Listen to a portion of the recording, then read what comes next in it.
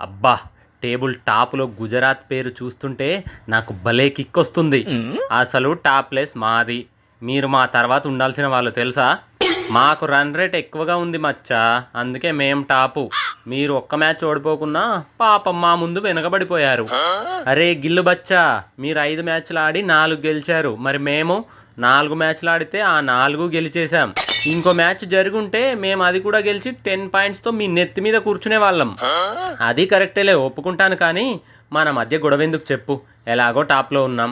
Play offs వెళ్ళడానికి మాకు 90% chance ఉంటే మీకు 95% ఛాన్స్ ఉంది. 95% ఏంది, మాకు 100% ఛాన్స్ ఉంది. ఇంకా 10 మ్యాచ్లు ఆడాలి మేము. అందులో 4 గెలిస్తే చాలు.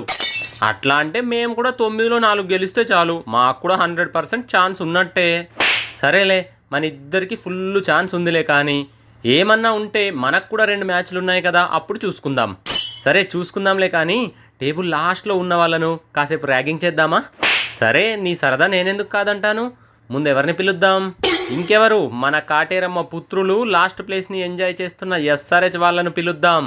పాపం మన 2 టీమ్స్ చేతిలో ఓడిపోయింది ఎస్ఆర్హెచ్. ఇంకో 2 ఓడిపోతే వాళ్ళకు ఇంటికి గేట్ పాస్ వస్తుంది. ఏం గిల్లు, మరీ ఎక్కువగా పేలుతున్నావు. మనకి ఇంకో మ్యాచ్ ఉందని మర్చిపోకు. మొన్న మిస్ అయ్యారు కానీ ఈసారి సాలిడ్గా దింపుతాం. బిల్డప్లు వద్దు కమిన్స్ అన్న. చూసి చూసి కామెడీ అయిపోయింది. మీ వాళ్ళ బ్యాట్లలో పవర్ తగ్గిపోయిందిలే. వికెట్లను భూమిలో గుద్దడానికి తప్ప రన్స్ కొట్టడానికి అవి పనికిరావు. మంచి ముందు ఓడిపోతుందేమో కానీ చివర్లో గెలుస్తుంది. ఎన్ని సినిమాల్లో చూడలేదు. క్రికెట్లోకి మంచితనం ఎక్కడి నుంచి పట్టుకొచ్చావు కమిన్స్?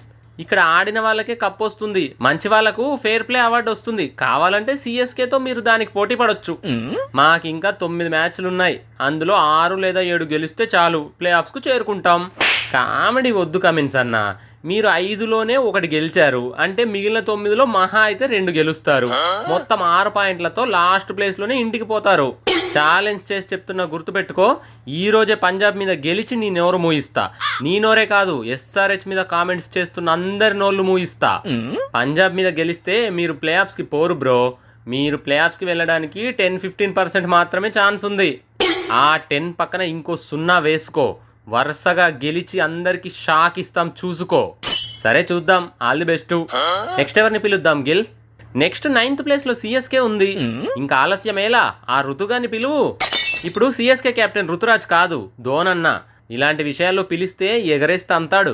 లాస్ట్ నుంచి వరుసగా వద్దామంటే అలాగే రావాల్సిందే. Rule is rule. ఎలాగో ధోనన్న కూలే కదా, ఏమీ అనట్లే, పిలువు. సరే, నీ దూల కోసం పిలుస్తున్నా.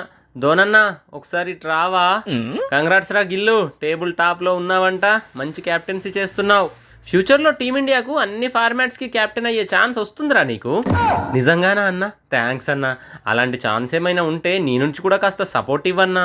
తప్పకుండా ఇస్తాను రా. నీకు ఇవ్వకపోతే ఎవరికి ఇస్తాను? రే గిల్లు, ఏం అడుగుతానన్నావు, ఏం మాట్లాడుతున్నావు? ఫ్యూచర్ క్యాప్టెన్ అనేసరికి ఫ్యూజులు ఎగిరిపోయినాయి మచ్చా.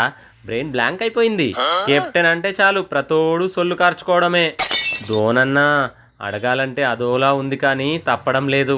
సిఎస్కేకి ప్లే ఆఫ్ ఛాన్సెస్ 5-10% కూడా లేదంటున్నారు. దీని గురించి ఏమైనా చెప్తావా?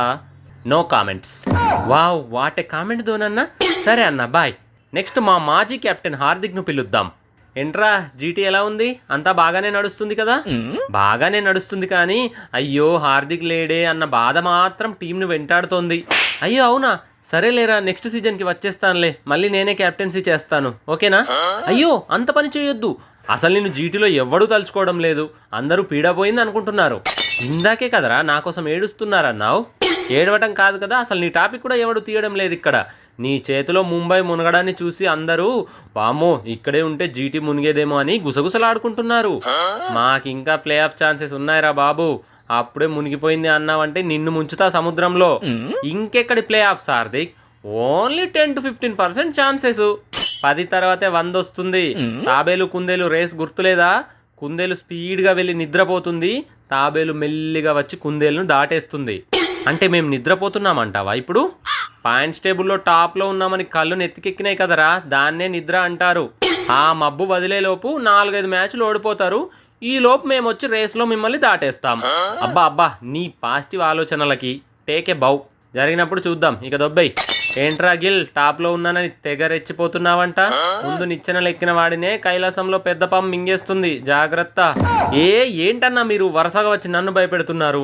నేను మిమ్మల్ని రాగింగ్ చేసినట్టు లేదు, మీరే నన్ను గట్టిగా వేసుకుంటున్నట్టుంది. నువ్వు ఉండరా గిల్లు, నేను మాట్లాడతా.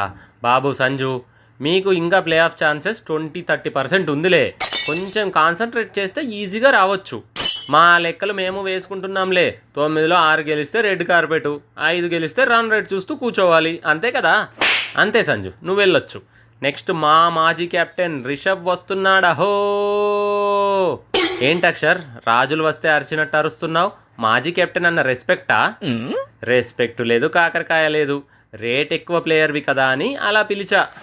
మాకు 60% కంటే ఎక్కువ ప్లే ఆఫ్ ఛాన్సెస్ ఉన్నాయి. 9లో 4 గెలిస్తే చాలు. ఒకవేళ 5 గెలిచామనుకో మాకు తిరిగే లేదు. మాకైతే 80% ఛాన్సెస్ ఉన్నాయి. ఎందుకంటే మాకు జరిగింది 4 మ్యాచ్లు, అందులో 3 గెలిచాం మేము. మిగిలిన 10లో 4 గెలిచినా చాలు. 5 గెలిస్తే అడ్డే ఉండదనుకో. శ్రేయస్ అన్న, మీకు తిరుగులేదన్నా, మీకు మస్తు ఛాన్స్ ఉంది. మాకు 60% ఛాన్సెస్ ఉన్నాయిరా బాబు. కాకపోతే టీంలో నేను ఉన్నాను కాబట్టి ఇంకో 10% ఎక్స్ట్రా వేసుకుందాం. అదేంటన్నా 10% ఎక్స్ట్రానా? ఇదెక్కడి కొత్త ఆప్షన్? ఎవరికి లేని ఆప్షన్ మీకు మాత్రమే ఎక్కడిది? ఇది మా ఫ్యాన్స్ ఇచ్చిన ఆప్షన్ రా బాబు. మాకు ఫ్యాన్స్ ఎక్కువ కాబట్టి మాకు ఎంకరేజ్మెంట్ ఎక్కువ కాబట్టి మేము ఈజీగా గెలుచుకుంటూ పోతాం. ఏందక్షరన్నా, ఇలా కూడా ఉంటుందా? కింగ్ కోహ్లీరా అక్కడ.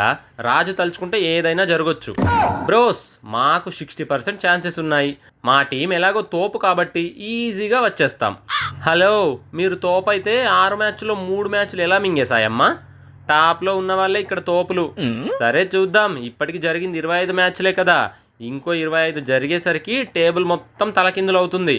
ఏంటక్షర్, ప్రతోడు మనం కిందికి పడిపోతామని చెప్పి భయపెడుతున్నాడు.